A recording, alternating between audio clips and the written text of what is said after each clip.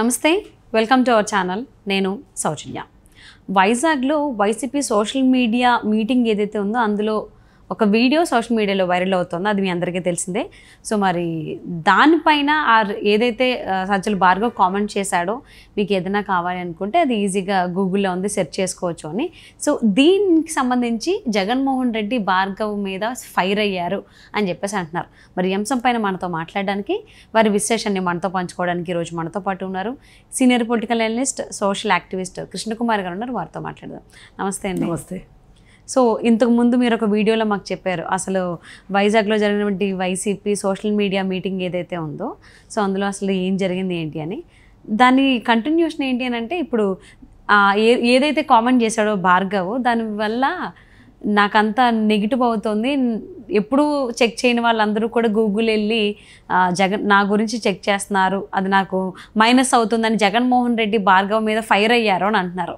అసలు ఏం జరిగింది ఏంటి ఏంటంటారు?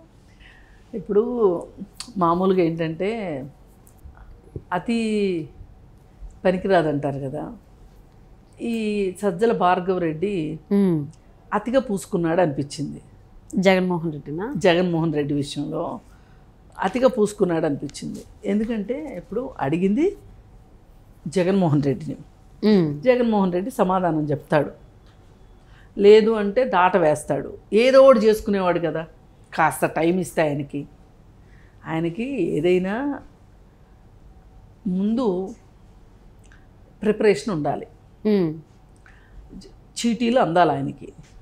ఓకే, అంటే ఇప్పుడు ఏ పబ్లిక్ మీటింగ్లో అయినా సరే ఆయన పేపర్ చూసే మాట్లాడతారు. జనరల్గా పేపర్ చూసి మాట్లాడడం కరెక్టు, కాదనట్లేదు.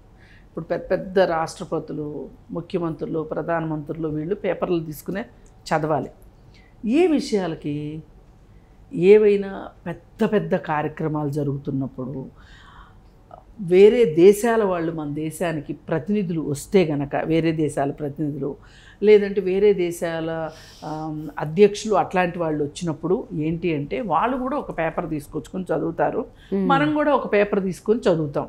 ఎందుకంటే మనము డీవియేట్ అవ్వకుండా సబ్జెక్ట్లో నుంచి టు ది పాయింట్ మాట్లాడాలి, ఓకదంపుడు ఉపన్యాసాలు ఇవ్వకూడదు. ఇప్పుడు అట్లాంటి పెద్ద పెద్ద కార్యక్రమాల్లో 11:15కి మీటింగ్ స్టార్ట్ అవుద్ది అన్నారనుకోండి, 11:15కి స్టార్ట్ అవుతుంది అంతే. ఆ డ్యూరేషన్ ప్రకారం నెక్స్ట్ ఏంటి అనేది ప్రోగ్రామ్ ఫిక్స్ అయ్యి ఉంటుంది ఫారినర్స్తో ఉన్న మీటింగుల్లో. అలాంటప్పుడు పేపర్లు చదువుకుంటారు. కానీ ఈయన ఏం చేసినా ఆఖరికి స్కూల్ పిల్లలతో మాట్లాడాలంటే కూడా పేపర్ కావాల్సిందే జగన్మోహన్ రెడ్డికి. ఆ పరిస్థితులు ఇప్పుడు స్కూల్ పిల్లలతో అలవోకగా మాట్లాడేయచ్చు, లేదు పేపర్ కావాల్సిందే మాకు. ఆ పేపర్ కూడా మధ్యలో చూసుకుని కూడా తప్పులు చదివిన సందర్భాలు కూడా ఉన్నాయి. ఆయన పోయినసారి ఒకసారి గుర్తుంది కదా మీకు, పొటాటోకి ఉల్లిపాయకిను ఆనియన్కిను పొటాటోకి పాపం ఆయన కన్ఫ్యూజ్ అయిపోయాడు. మొన్న తర్వాత రేఖాంశాలు అక్షాంశాలు దగ్గర పొరపాటు పడ్డాడు. ఇట్లా గందరగోళం పడిపోతున్నాడు. అందుకని ఏం చేస్తాడంటే ఆయన ఖచ్చితంగా పేపర్ పట్టుకుని వెళ్తాడు. ఇప్పుడు ఈ క్వశ్చన్ వస్తుందని తెలియక బహుశా ఈ అమ్మాయి అత్యుత్సాహంతో ఆ ప్రశ్న అడుగుంటుంది. అసలు ఆ అమ్మాయికి ఇచ్చిన చీటీ వేరే అయ్యి ఉంటుంది. ఓకే, ఇన్ఫ్లుయెన్సర్లు అందరికీ తలా ఒక చీటీ ఇచ్చి ఆ ప్రశ్న అడగండి అని ఇచ్చుంటారు. ఆమెకి ఇచ్చిన ప్రశ్న ఏదో ఆమెకు నచ్చక నేను ఎంటర్‌ప్రెన్యూర్‌ని అని చెప్పుకోవాలనే ఉత్సాహం ఒకటి. మామూలుగా ఆ క్వశ్చన్లో ఆవిడ గురించి ఏమి ఉండుండదు, జగన్మోహన్ రెడ్డిని అడగటం గురించే ఉండుంటుంది. అందుకని ఏం చేసింది, తను ఎంటర్‌ప్రెన్యూర్ అని అక్కడ ఉన్న వాళ్ళందరికీ చెప్పుకోవడం కోసం ఆమె నేను ఎంటర్‌ప్రెన్యూర్‌ని, మీరు కూడా ఒకప్పుడు ఎంటర్‌ప్రెన్యూరే కదా, ఏది రాజకీయాల్లోకి రాకముందు మీరు మీ ప్రస్థానం ఎట్లా సాగింది, మీ సక్సెస్ స్టోరీస్ ఏంటి, అలాగే ఇప్పుడు రాజకీయాలు వ్యాపారము రెండూ చేస్తున్నారు కాబట్టి ఈ రెండింటిని ఎట్లా బ్యాలెన్స్ చేసుకుంటున్నారు అని చెప్పి అమ్మాయి అడిగింది. ఈ ప్రశ్న మనకి అలా సోషల్ మీడియా టీం వాళ్ళు, అంటే ఐపాక్ వాళ్ళు ఉంటారు కదా, వాళ్ళు ఆయనకి స్క్రిప్ట్ అందించపోయేసరికి ఆయన అసలు అయోమయం జగన్నాథం అయిపోయి అటు ఇటు బెత్తర చూపులు చూశాడు. బెత్తర చూపులు చూసి గుటకలు మింగుతుంటే మరి ఇంటికి వెళ్ళిన తర్వాత మరి నేను అలాంటి సంకట పరిస్థితిలో ఉంటే నాకు నువ్వేం సాయం చేయలేదేంటి అని చెప్పి సజ్జల భార్గవ రెడ్డి మీద జగన్మోహన్ రెడ్డి ఎక్కడ విరుచుకు పడతాడు అని భయం వేసి, ఇప్పుడు ఆయన విరుచుకు పడితే ఎలా ఉంటుందో తెలుసు కాబట్టి ఎందుకైనా మంచిది అని చెప్పి ఆయన తరఫున నేను మాట్లాడతాను అని చెప్పి మాట్లాడి ఈయన కూడా సగం తెలుసు సగం తెలియక ఏం చేశాడు, ఎందుకు వచ్చిన గోల అని చెప్పి గూగుల్లో చూసుకోమన్నాడు. గూగుల్లో చూసుకోమంటే అది ఎక్కడ దాకా వెళ్ళిందంటే ఇప్పుడు హనుమంతుడు తోకకి నిప్పు పెట్టినట్టు అయింది. హనుమంతుడు లంకా దహనంలాగా అయిపోయింది ఇది. అయ్యేసరికి అసలు ఇప్పుడు నష్ట నివారణ చర్యలు ఏ విధంగా తీసుకోవాలో, ఎక్కడి నుంచి మొదలెట్టాలో ఏం అర్థం కావట్లా. ఏంట్రా పిల్ల సజ్జలా ఇట్లా చేసావు, నన్ను ఇలా ఇరికిచ్చావేంట్రా అని చెప్పి అసలు వాడిని ఏ విధంగా ఆడుకుంటున్నాడో జగన్మోహన్ రెడ్డి. ఇక అక్కడ గోడలకి చెవులు ఉంటేనో లేకపోతే గోడలకు కళ్ళు ఉంటేనో మన దాకా వస్తాయి తప్పితే మన దాకా రావు. కానీ ఇది మట్టుకు ఊరికినే అయితే వదిలిపెట్టడు. ఇంత కోపం జగన్మోహన్ రెడ్డికి ఎందుకు వచ్చింది అంటే 10 సంవత్సరాలు 15 సంవత్సరాల క్రితం ఆయన స్కాములు చేశాడు. 15 సంవత్సరాల క్రితం ప్రపంచం తెలియని పిల్లలు చాలామంది ఇప్పుడు యంగేజ్లోకి వచ్చారు. ఈ యంగేజ్లోకి వచ్చిన వాళ్ళందరికీ ఏం కనిపిస్తుంది, అఫిడవిట్ చూస్తున్నారు. చూస్తే జగన్మోహన్ రెడ్డికి ఎన్ని డబ్బులు ఉన్నాయో చూస్తున్నారు. అసలు ఇన్ని డబ్బులు ఉన్నాయా, అతి సామాన్యంగా కనిపిస్తాడు. కనీసం మోడీలాగా సూట్లు బూట్లు కూడా వేసుకోడు, జస్ట్ ప్యాంటు షర్టు వేసుకొని కనీసం కూలింగ్ గ్లాసెస్ కూడా పెట్టుకోడు. ఇన్ని డబ్బులు ఉన్నవాడు ఎంత సామాన్యంగా ఉంటాడేంటి?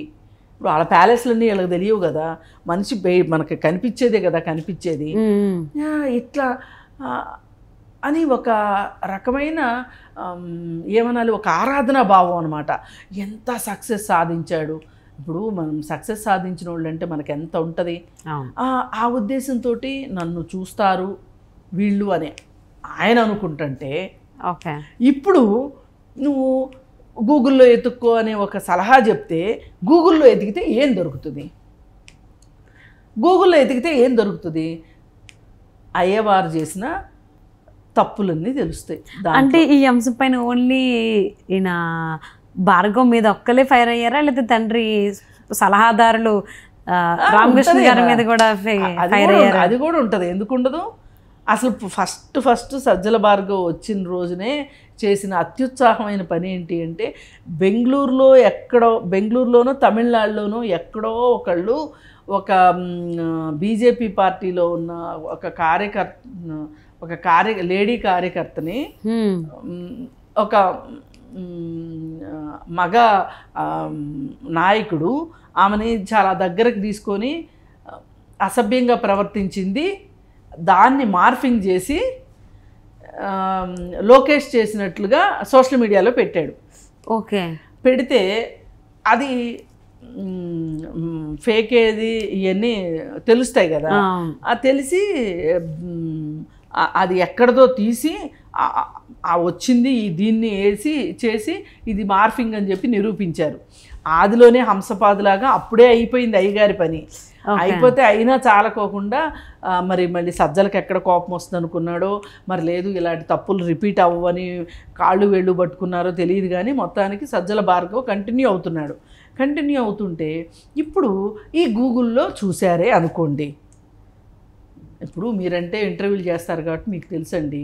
మీరు మామూలు హౌస్ వైఫ్ అనుకోండి, లేదంటే ఏదో చిన్న సాఫ్ట్వేర్ జాబ్ చేస్తున్నారనుకోండి, మీకు ఏం పని జగన్మోహన్ రెడ్డి గురించి ఎతకాల్సిన అవసరం?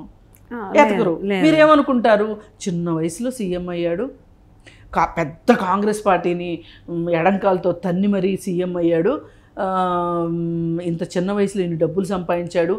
మనకు కనిపించే స్టోరీ ఇది, పైకి కనిపించే స్టోరీ. వెనకమాల ఉన్న స్టోరీ ఏంటి?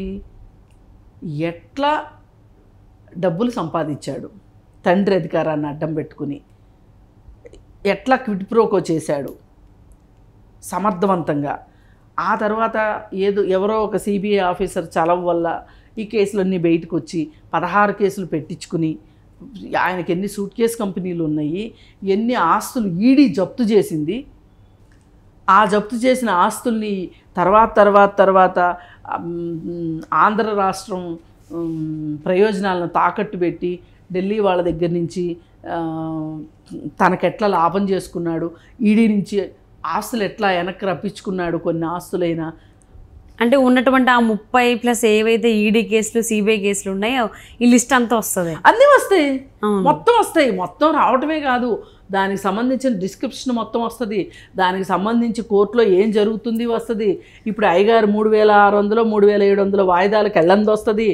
ఈ 16 నెలలు జైల్లో ఈయన ఎంత విచ్చలవిడిగా అధికారాన్ని దుర్వినియోగం చేసుకొని జైలు అధికారులకి లంచాలు ఇచ్చి, ఈ పెద్ద మనిషి టెన్నిస్ కోర్టులు వేసుకున్నది వస్తుంది, అక్కడ టెన్నిస్ ఆడింది వస్తుంది, ఇంటి నుంచి క్యారేజీలు తెప్పించుకునేవి వస్తుంది, అన్నీ వస్తాయమ్మా, ఏది ఆగదమ్మా. ఇందువల్లనా భార్గవ్ పైన జగన్మోహన్ రెడ్డి ఫైర్ అయింది? మరి అంతేగా, ఇవన్నీ తెలిసిపోతాయి. అసలు పైగా ఇంకో విచిత్రం ఏంటంటే సజ్జల భార్గవ్ రెడ్డి పెదనాన్న కూడా ఈయన ఒక కేసులో, దాని పేరు ఏదో ఉండాలి, గ్రనైట్స్కి సంబంధించిన సూట్ కేసు కంపెనీలో వాళ్ళ పెదనాన్న కూడా జైలుకి వెళ్ళాడు, అది కూడా వస్తుంది. ఓకే, రామకృష్ణ గారి బ్రదరా? రామకృష్ణారెడ్డి బ్రదరు, సజ్జల దివాకర్ రెడ్డి అని చెప్పి ఉండేవాళ్ళు. ఓకే, అందరినీ ఇరికించాడు కదా, ఆ ఇరికించిన దాంట్లో భాగంగానే అసలు ఈ సజ్జల రామకృష్ణారెడ్డి ఆయన దగ్గర పనిచేయాల్సిన అవసరం పట్టింది అసలు. లేకపోతే అంటే పాపం మొత్తానికి సజ్జల భార్గవ్ వల్ల జగన్మోహన్ రెడ్డి ఎంటర్ప్రీనర్గా అసలు ఏం చేశాడు, ఏంటి, ఆయన మీద ఏమేమి ఉన్నాయి, ఇవన్నీ బయటపడుతున్నాయి. సో దీనివల్ల భార్గవ్ పైన ఫైర్ అవ్వడంలో తప్పులేదు. పైగా ఈయన అక్రమాస్తులు మొత్తం లిస్ట్ ఉంది దాంట్లో, ఏది గూగుల్లో అక్రమాస్తులన్నీ చూస్తారు. ఏంటి, 5 మహానగరాల్లో ఇల్లుంది. భారతదేశంలో ఏ రాజకీయ నాయకుడికి, ఏ పారిశ్రామికవేత్తకి లేనన్ని 5 మహానగరాల్లో ఇళ్ళున్నాయి. ఇది వచ్చేస్తుంది. ఆయన కూతుర్ల మీద ఎన్ని ఆస్తులు ఉన్నాయి వస్తుంది, అలా ఆవిడ పేరు మీద ఎన్ని ఆస్తులు ఉన్నాయి, ఇవన్నీ వస్తాయి. పైగా ఎంతమంది పారిశ్రామికవేత్తలు నేను జైలుకి పంపించాడు మొత్తం వస్తాయి, ఎంతమంది అధికారులు జైలుకి వెళ్ళారు వస్తుంది.